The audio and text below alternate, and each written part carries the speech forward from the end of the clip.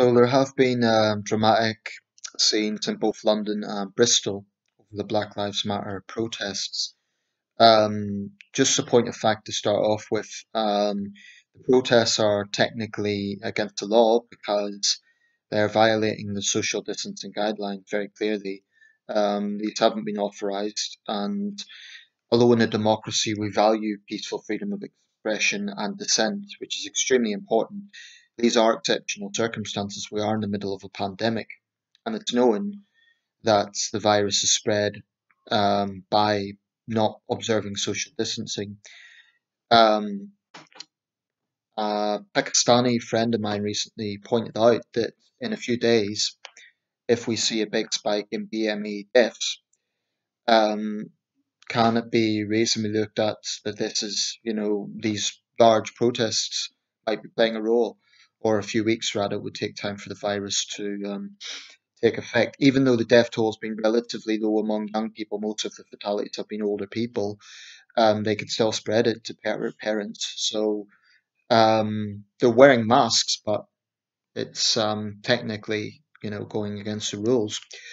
So in London, there were some clashes between the Metropolitan Police and some segments of the protests. Today it was more peaceful, but there was still some tense scenes. A helicopter was circling over central London in the last hour, and it showed a group of police kind of being surrounded. And then riot police had to arrive. There was less violence today, but quite serious scenes yesterday. Um, and a policewoman fell off her horse. What the exact circumstances of that are unclear. There's been demonstrations all over the world in relation to what happened to George Floyd in the United States, in Copenhagen, in Brussels, in Madrid, and in Brazil.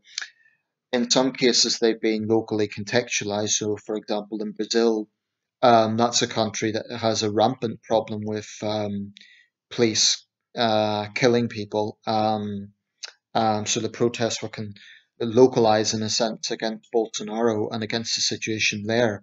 So I suppose you could argue that all these protests aren't just about George Floyd, it's also about local situations, which is valid enough. But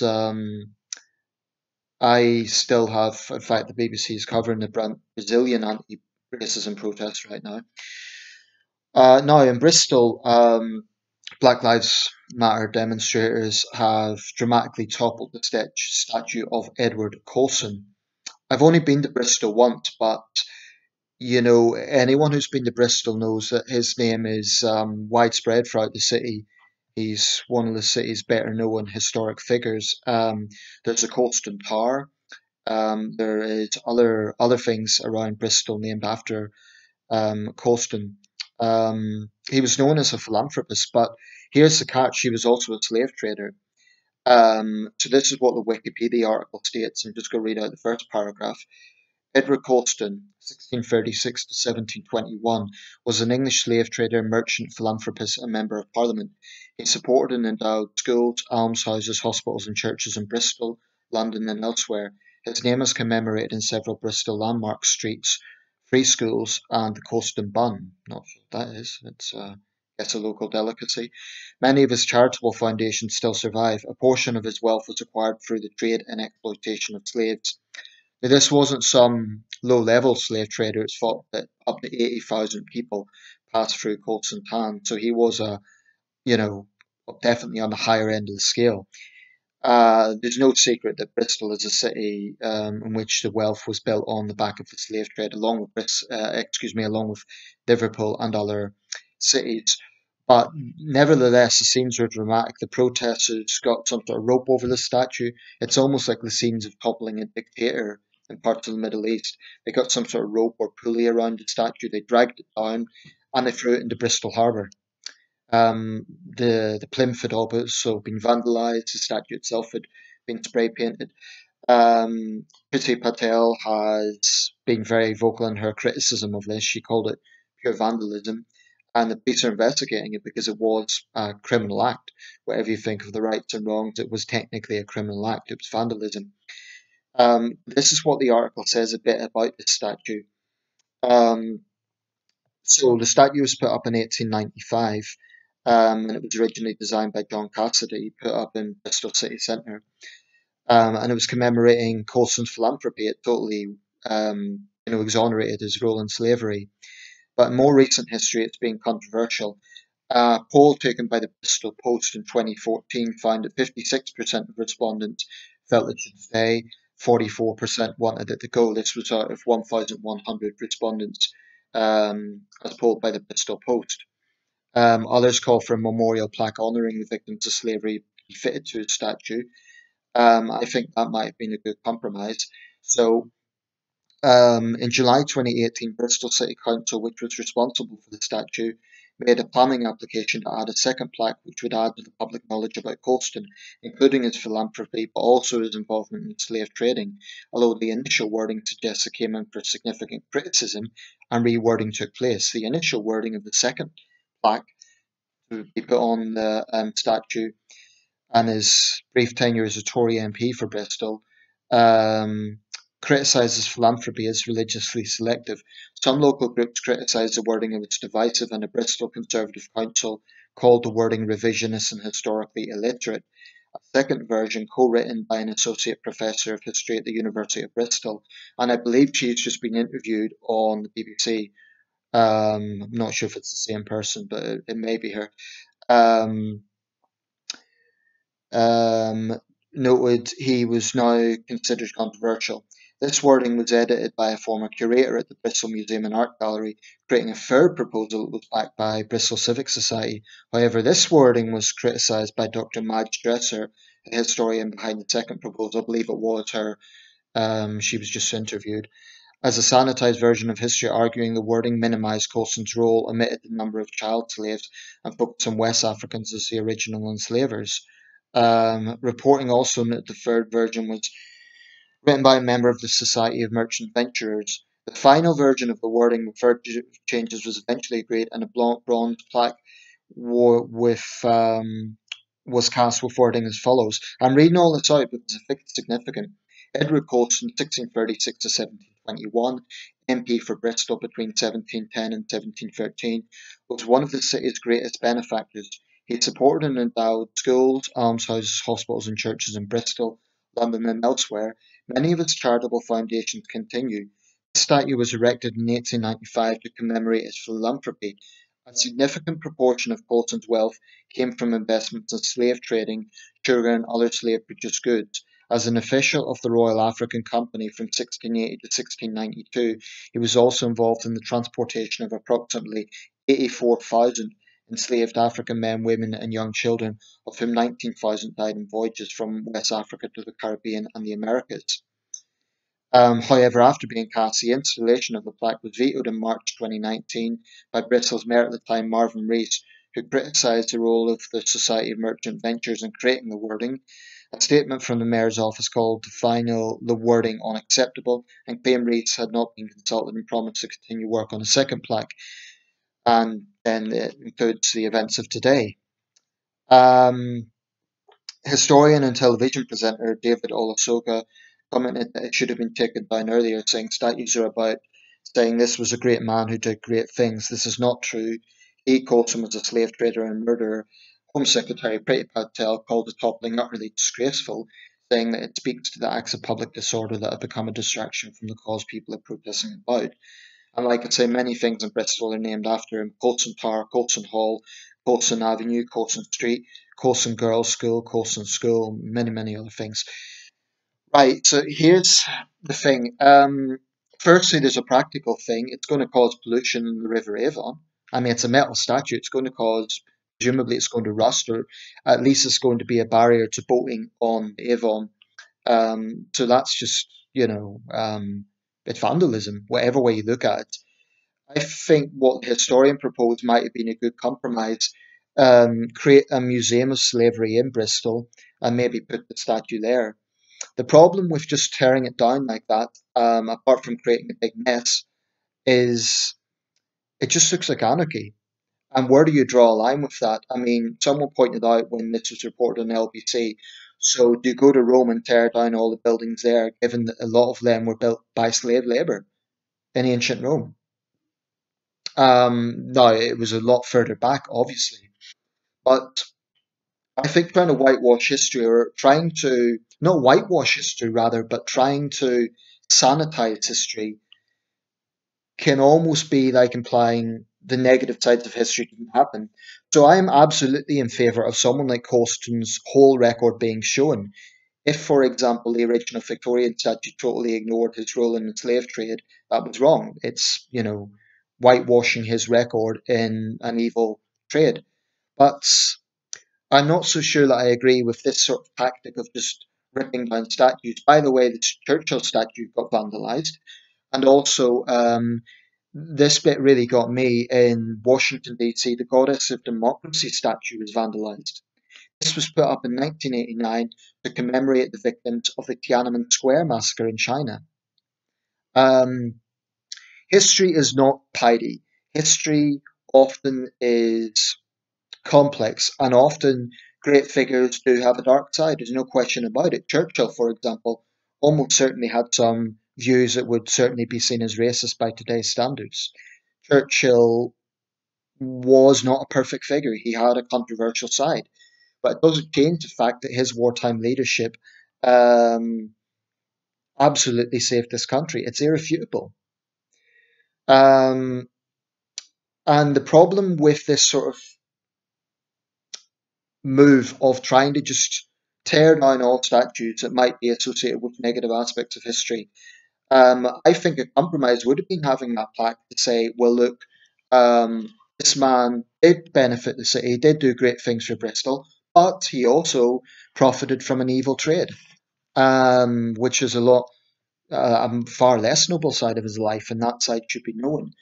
Um, So I don't know what's going to happen if they're going to replace it. I'd be surprised if they did. I can't see that happening.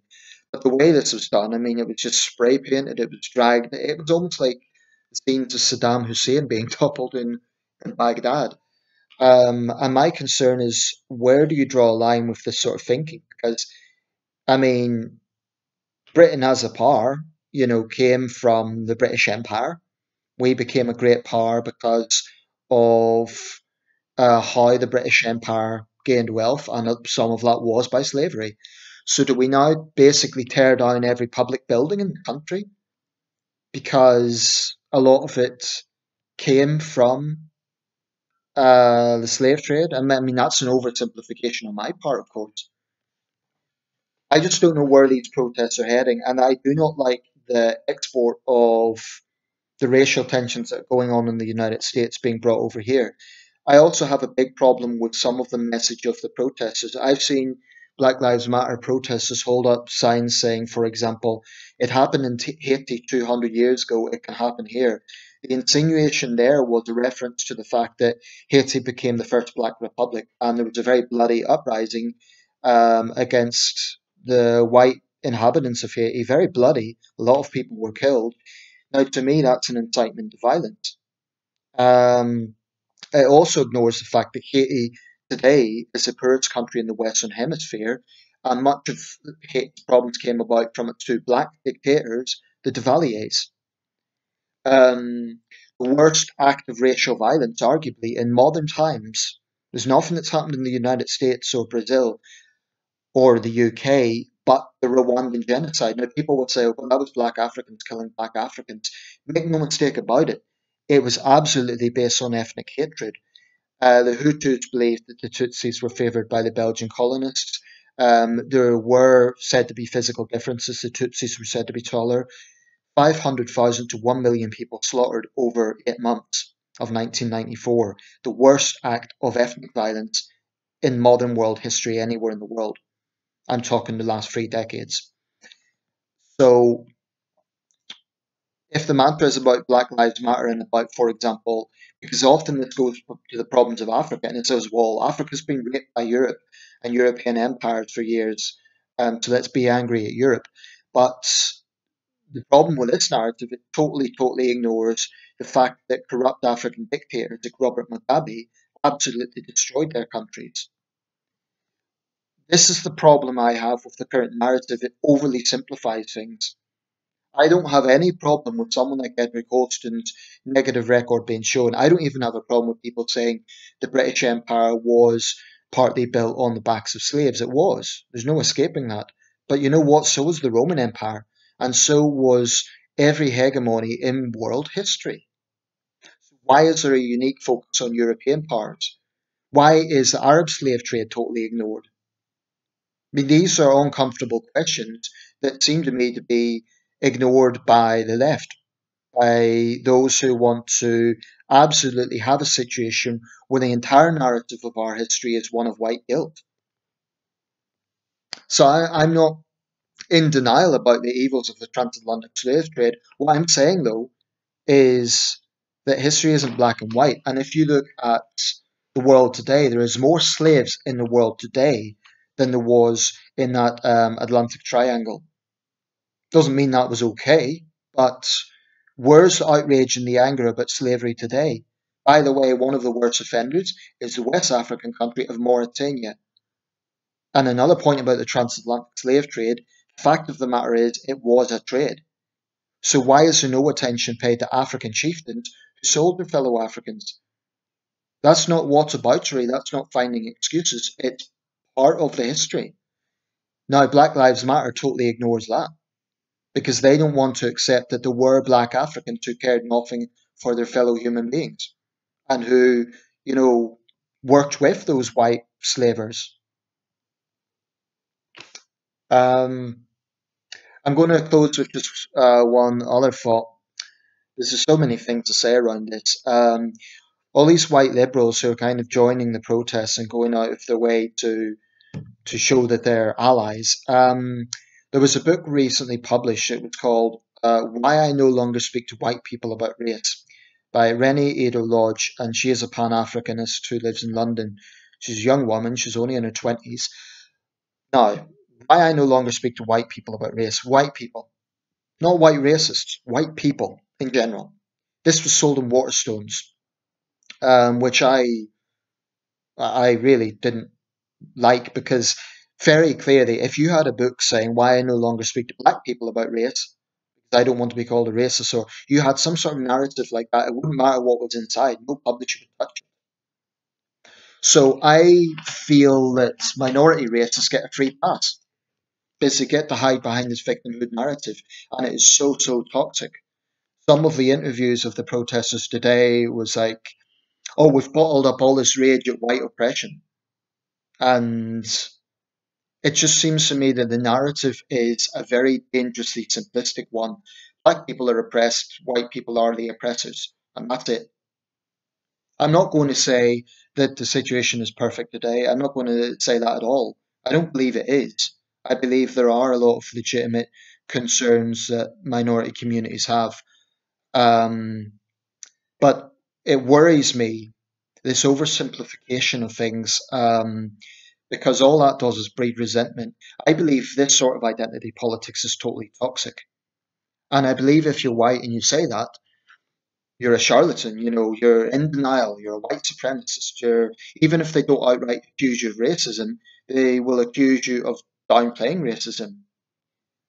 To me, the idea of racism is prejudice against someone else because of the race. That's the basic principle of racism. And yet, black centrists, you know, Pan Africanists and so on, who basically collectively vilify all white people, they get away with it. So why is there double standards on that? Why is it when white people are victims of racist hate crime, it's ignored?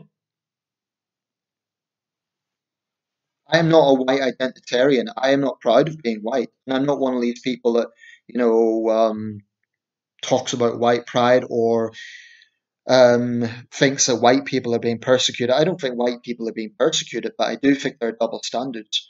I mean, you get some white nationalist types to talk about the white genocide and nonsense like that. I have a real problem with that sort of mantra. It comes straight out of far right playbooks, and I have no time for it. But the problem is this white shaming that we're seeing is pushing people, it's polarizing people. Take someone like Lawrence Fox. I do not believe for a second that Lawrence Fox is a white supremacist, but he simply refused to toe the line of white guilt. And I respect him for that. I'm not saying I agree with everything he says, but he refused to play the game. So many actors, so many white actors virtue signal and they Acting seems to be a profession that really lends itself to this sort of identity politics. All Lawrence Fox done was refuse to toe the line, and for that, you had the likes of The Guardian smearing him as being radicalized. Pathetic. I really, really think that identity politics, when it's about resentment, when it's about pitching people against each other, does far more harm than good. And it troubles me that it's being hailed as something progressive. I don't know where this is going to go. I can't imagine it's toning down anytime soon, but I hope it does, because the last thing this country needs is racial tensions building up. Now, protesters will say, oh, the racial tensions were there to begin with. Maybe they were to an extent. I honestly believe a lot of what's happening is just going to make problems worse. Issues like police brutality absolutely need to be scrutinised. I saw footage from the American protests, some very unsettling pictures showing people injured by rubber bullets, proving that rubber bullets are very far from harmless. Um, Now, it didn't show what the protesters had done beforehand, but I do think, certainly in the United States, some cops are law unto themselves. They are corrupt. And I do have a big problem with people always, always defending the police no matter what. Having said that, take the Metropolitan Police. The pressure they face, the amount of times they're tested and pushed to the limits, you know, they're human beings. And if you're throwing bottles at the police, if you're constantly surging forward, they are going to be more cagey. They're going to be more on edge. And it's no excuse for any sort of unprofessional behaviour. If you're rioting, if you're throwing bottles, you are not a peaceful demonstrator. You're just not. Um, so we'll see where this goes. I have a lot of videos to upload, and the time frame's probably going to be a bit behind because I uploaded them yesterday. So though I'll try and upload them tonight, and it's going to sound maybe a bit out of date, but that's the reason why. If you've watched this far, thanks for listening.